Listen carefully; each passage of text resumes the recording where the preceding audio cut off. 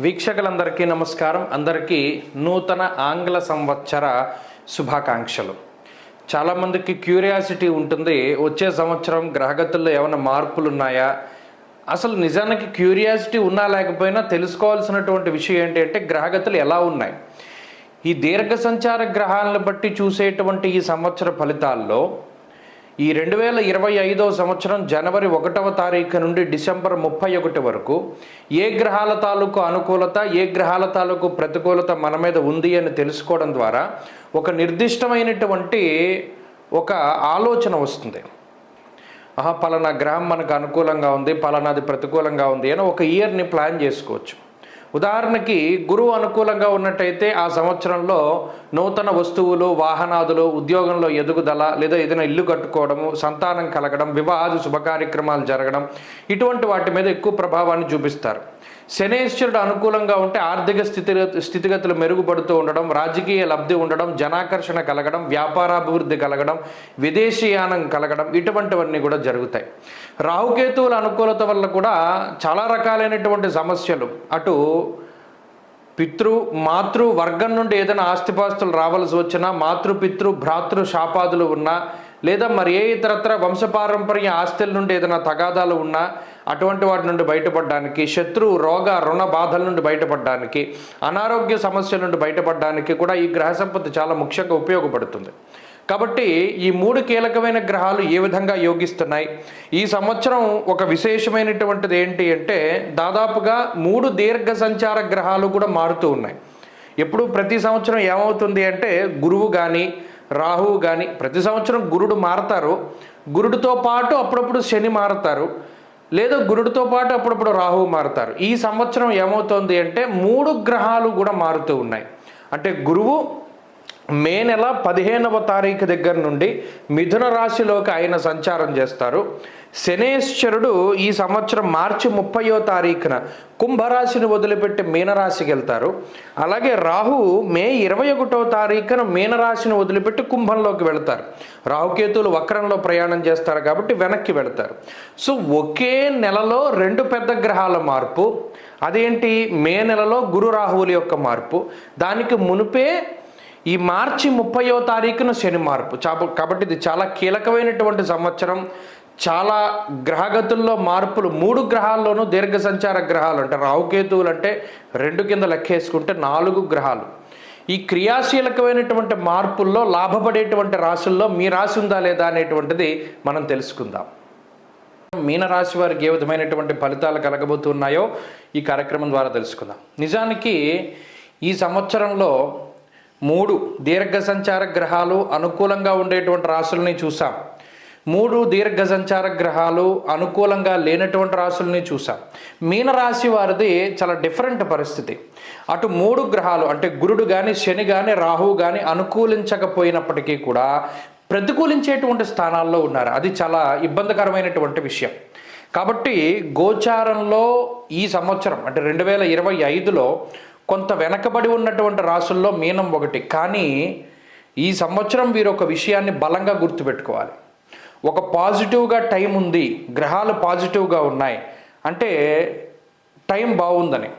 మరి టైం బాగా లేనప్పుడు కూడా తెలుసుకోవాలి. అంటే ఏ రకంగా మనల్ని ఈ సమయము అంటే సమయం అంటే కాలస్వరూపం, ఆ కాలం అనేటువంటిది ఏ విధంగా మనల్ని ఇబ్బంది పెట్టచ్చు అనేటువంటి విషయంపై అవగాహన గనక ఉంటే కొన్ని ఉపద్రవాల్ని స్వయంగా మనం అడ్డుకోవచ్చును.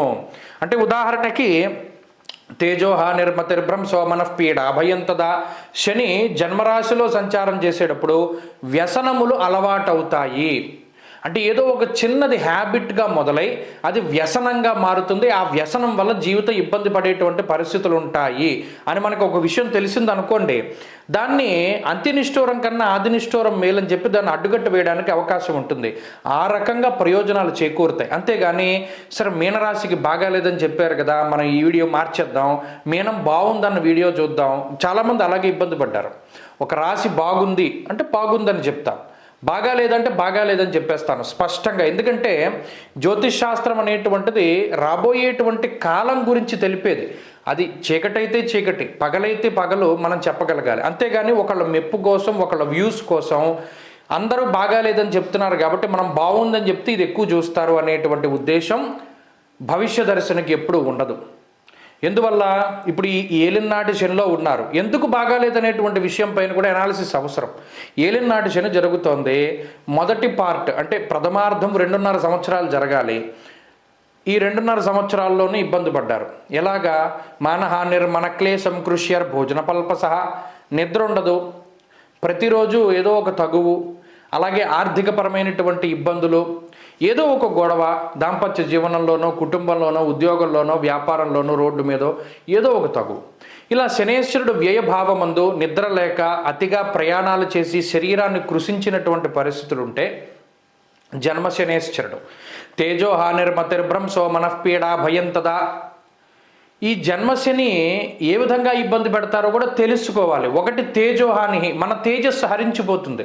చాలామందికి స్కిన్ ప్రాబ్లమ్స్ వస్తాయి, చాలామందికి ఈ శరీరం అనేక రకాలైనటువంటి మార్పులకు లోనవుతూ ఉంటుంది. ఏలినాటి శని ప్రారంభమైన దగ్గర నుండి వదిలిపెట్టేసేంత వరకు చూస్తే వర్చస్సు తగ్గిపోతూ ఉంటుంది, నిత్యానుష్ఠానం చేయడం తగ్గిపోతూ ఉంటుంది, దైవ దర్శనాలు తగ్గిపోతూ ఉంటాయి, భగవంతుడికి దండం పెట్టుకునేటువంటి టైం తగ్గిపోతూ ఉంటుంది, బద్ధకం పెరుగుతుంది, వాయిదా వేసుకోవడం పెరుగుతుంది ఏ పనైనాను. అలాగే దైవ నింద పెరుగుతుంది, ఏంటి నా టైం ఇలా ఉంది, నేను దేవుణ్ణి నమ్మను, ఇలా నాస్తికత్వం పెరుగుతుంది. అందువల్లనే వర్చస్సు తగ్గిపోతూ ఉంటుంది అన్నారు. అలాగే మతిర్భ్రంశో, మానసికమైనటువంటి చాపల్యం పెరుగుతుంది. ప్రత్యేకించి ఏదైనా ఒక పనికొచ్చే పని చేయడు, కానీ ఒక పనికిరాని పనికి ఎంత కష్టపడతాడో ఈ ఏలినాటి శనిలో. మరి ఆ చాపల్యం, మానసికమైనటువంటి చాపల్యం పెరుగుతుంది. ఈజీ మనీ కావాలి, ఈజీగా పేరు ప్రతిష్టలు రావాలి, చాలా కష్టపడకుండా ఏ పనైనా పూర్తి అవ్వాలి అనేటువంటి ఒక ఆలోచన వస్తుంది. ఈ ఈజీ మనీ కోసమని కష్టపడకుండా ఏదైనా సాధించడానికి ప్రయత్నం చేసి బొక్కబోర్లా పడి ఉన్నది పోయి, మన దగ్గర ఉంచుకున్నది పోయి అన్నట్టు మన దగ్గర ఉన్న డబ్బు పోతుంది, వచ్చే డబ్బు కూడా పోతుంది అనమాట. పేరు ప్రఖ్యాతలు పోయి సమాజంలో అభాసు పాలవడం, ఇలా ఈజీ మనీ కోసం వెంపర్లాడేలా చేస్తాడు శనేశ్వరుడు. భగవద్ దర్శనానికి కానీ దైవారాధనకు కానీ సమయం ఇవ్వడు. మనఃపీడా భయంతదా, అనవసరమైనటువంటి భయాన్ని కలగజేస్తాడు. మానసికమైనటువంటి భయం ఎక్కువగా ఉంటుంది. అలాగే బంధువులతోటి విరోధాన్ని, ముఖ్యంగా ఇందాక చెప్పుకున్నట్టు వ్యసనాలకి కారణమవుతారు. వ్యయంలో రాహు ఉన్నప్పుడు కూడా కార్యవిఘ్నం ప్రవాసంచ అన్నారు. అంటే స్థానచలనము, ఉన్న ప్రాంతాన్ని వదిలి వేరే ప్రాంతానికి వెళ్ళడము, అలాగే ప్రత్యేకించి వ్యసనాల ద్వారా ధనాన్ని ఖర్చు పెట్టుకోవడము. 500 సంపాదిస్తే దాంట్లో 400 వ్యసనానికి పోతాయి. ఆ 100 రూపాయలు తీసుకెళ్ళి ఇంటికి ఇవ్వడం, అందులో కూడా ఆ 100లో కూడా ఇంకో జోదంలోనూ ఇంకో దాంట్లోనూ పెట్టి పాడు చేయడం, ఇలా కావాలని అప్పులు పాలైపోతూ ఉంటారు. అనవసరంగా కొన్ని విషయాల్లో ఇన్వాల్వ్ అయి పాడు చేసుకుంటూ ఉంటారు. అటు గురుబలం కూడా లేదు, అంటే చెప్పేటువంటి వాళ్ళు కూడా ఉండరు. కాబట్టి మీనరాశి వారు ఈ సంవత్సరం మొత్తం చాలా జాగ్రత్తగా ఉండాలి. ప్రయాణం చేసేటప్పుడు, ఆరోగ్యపరంగా, ఆర్థికంగా, ఉద్యోగ మార్పులు చేసేటప్పుడు చాలా జాగ్రత్త. ఏం చేయాలి? వీటన్నిటికీ ఒక సొల్యూషన్.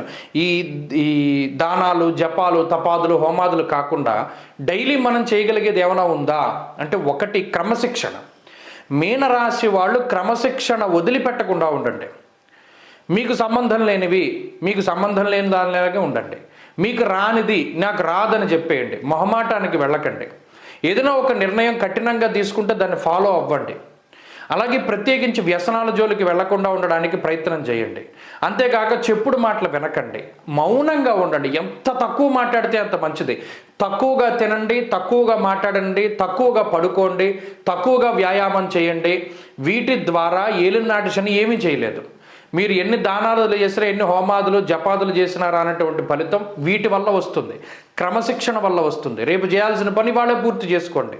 ప్రెషర్ తగ్గించుకోండి, రుణాన్ని పెంచుకోకండి. శక్తిని మించి ఏది కూడా అహంకారానికి పోకుండా అవసరానికై ఖర్చు పెట్టండి, ఆడంబరానికి ఖర్చు పెట్టకండి. ఇవన్నీ కూడా మీరు క్రమశిక్షణతోటి మెలగగలిగితే మంచి ఫలితాలు వస్తాయి. ఎందుకంటే 3 దీర్ఘ సంచారం ప్రతికూల గ్రహాలుగా ఉన్నాయి కదా, 3 దీర్ఘ సంచార గ్రహాలు ప్రతికూలంగా ఉన్నాయి. జాతకంలో దశాంతర దశలు బాగుంటే ఇది యోగిస్తుంది. జాతకంలో కూడా దశలు బాగా లేకపోతే మరీ ఇబ్బంది పడిపోతారు. కాబట్టి చాలా జాగ్రత్తగా క్రమశిక్షణతోటి జీవనాన్ని సాగిస్తే ఈ గ్రహస్థితి ఏమీ చేయలేదు. అన్నిటినీ కూడా మానవుడు సంకల్పం చేస్తే సాధించలేనిదంటూ ఏదీ లేదు. కాబట్టి భయపడకుండా ధైర్యంగా ఉండి ఎదుర్కోవడానికి ప్రయత్నం చేస్తే అన్ని మంచి ఫలితాలు వస్తాయి.